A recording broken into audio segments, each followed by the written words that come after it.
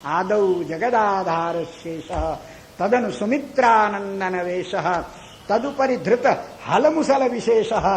ये बलराम जी हैं, ये जीवों के परम आचार्य हैं। जीव का लक्ष्य परमात्मा की ओर लगाना इनका काम है, इसलिए इनका नाम लक्ष्मण है। विभूति द्वय नायक श्री रामानुज बन करके कलयुग में तुम प्रकट हो, दोनों विभूतियों का स्वामित्व तुम्हें प्रदान करता हूं। तुम्हारे अधीन मैं भी रहूंगा जब तक तुम संसार में रहोगे।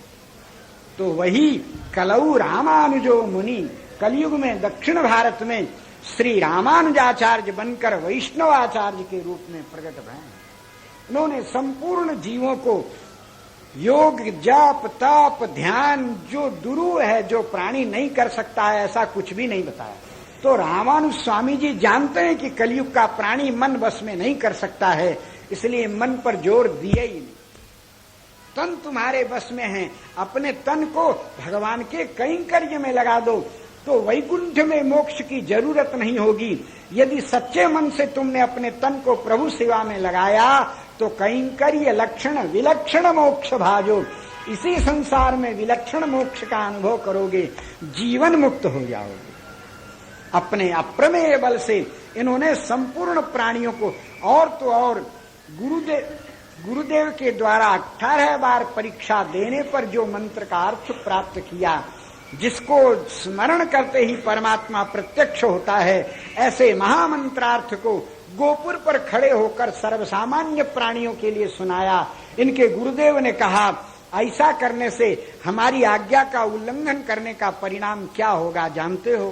बोले महाराज, गुरु की आज्ञा का उल्लंघन करे तो प्राणी घोर नरक में जाता है। ये जानने के बाद भी तुमने ऐसा क्यों किया? बोले आपने कहा था कि इस मंत्र को, मंत्रार्थ को कोई सुन लेगा तो तुरंत भगवान को प्राप्त हो जाएगा, और हमको मना किया था सबको बताना नहीं। तो जो सुन लेगा वो सब वैकुंठ चला जाएगा, सब भगवान को प्राप्त हो जाएगा।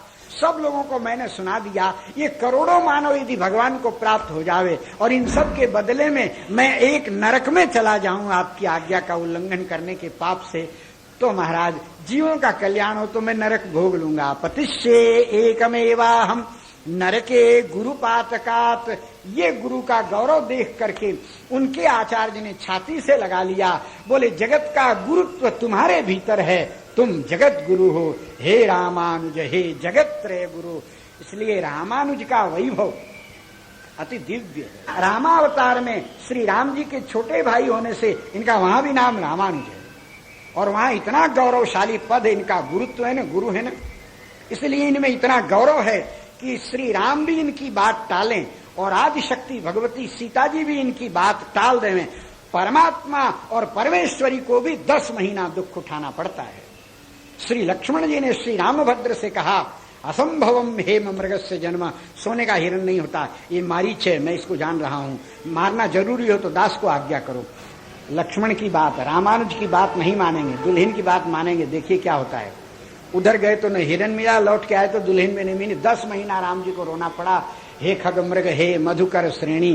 क्यों? बोले लक्ष्मण रामानुज हैं, गुरु हैं, उनका गौरव है। और आदिशक्ति जगदम्बा को कहा, इस रेखा को मत नांघिएगा, ये रामानुज की मर्यादा है, इसका उल्लंघन नहीं करना। रामानुज लघु रेख खिंचाई, रामानुज की छोटी मर्यादा है। तस्माद आदौ सर्वकार्य सर्व वस्तु समर्पणम, भगवान का हो जाए। बस केवल रामानुज की मर्यादा को लांघा तो आदिशक्ति भगवती को लंका के कारागार में 10 महीना रहना पड़ा। ये रामानुज का वैभव है, ये गुरु तत्व का वैभव है। इसको देखकर अगस्त्यादि मुनिवृंद लक्ष्मण जी की स्तुति करने के लिए आए हैं। पद्म पुराण में विस्तार से श्री रामानुज का वैभव है। कलयुग में रामानुज स्वामी को भगवान ने भेजा, जाओ तुम जीवों का कल्याण करो, कलिकाल में अधिक से अधिक जीवों को मेरी ओर सन्मुख करो। कोई परिश्रम वाला धंधा नहीं बताना, समाधि लगाओ और जप करो और पानी में खड़े रहो, राख लगाओ, ये सब कुछ नहीं। भगवान की जो जहां है, अपने आप को भगवान का समाश्रयण करो और अपने आप को परमात्मा के निवेदन करते ही तुम्हारा घर, तुम्हारा परिवार, तुम्हारा दुकान, तुम्हारा मकान सब भगवान का हो जाएगा। अब मकान में झाड़ू लगाओ तो भगवान के मकान में लगा रहे हो, इसलिए ये भगवत सेवा है। दुकान कर रहे हो तो ठाकुर जी की दुकान संभाल रहे हो, जो कर रहे हो सब भगवत संबंधित करो।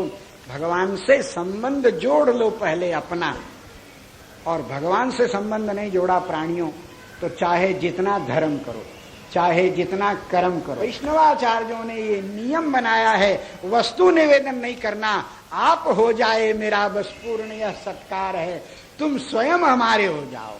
तो ये आत्मनिवेदन तो रामानुज स्वामी जी ने प्रकट होकर के जीवों को सरलतम मार्ग बताया है। जैसे हो, पापी हो, पुण्यात्मा हो, अच्छे हो, बुरे हो, स्थित प्रकारेण अधिकारी भवति, जैसे हो वैसे ही अधिकारी हो, सीधे भगवान की शरण में आ जाओ।